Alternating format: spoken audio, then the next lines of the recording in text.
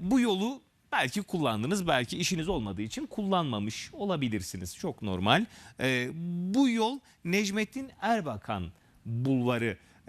Akgün'ün üstündeki TOKİ'lerin hemen ilerisindeki Çaydaşıra Mahallesi, TOKİ'lerin hemen ilerisindeki işte Hastane Caddesi'ne bağlantı yolu, Kuzey Çevre Yolu diyebiliriz efendim. Bu yolda biraz böyle aceleye mi geldi bilemiyoruz ama aslında biliyoruz, aceleye de geldi, onu da söyleyebiliriz. Göçmeler meydana geldi artık efendim. Zaten beklenen bu yönde bir beklenti vardı.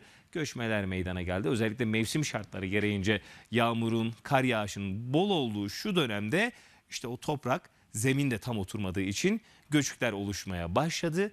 Bununla ilgili haberimiz ekranlarınıza geliyor.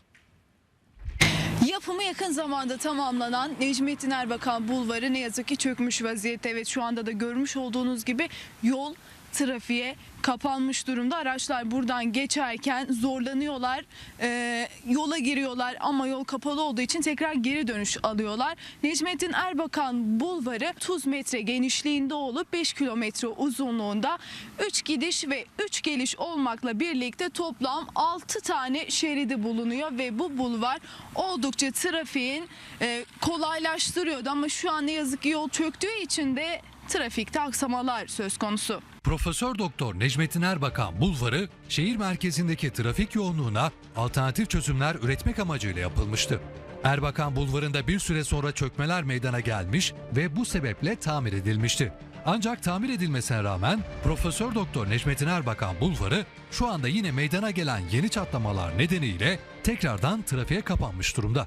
Şu an görmüş olduğunuz gibi yolda çatlaklar oluşmuş vaziyette ve çökmüş durumda. Ve bu bulvar şu an trafiğe kapalı vaziyette ama ne yazık ki halen araçlar tarafından kullanılıyor. Zaten yapılışı sıkıntıydı.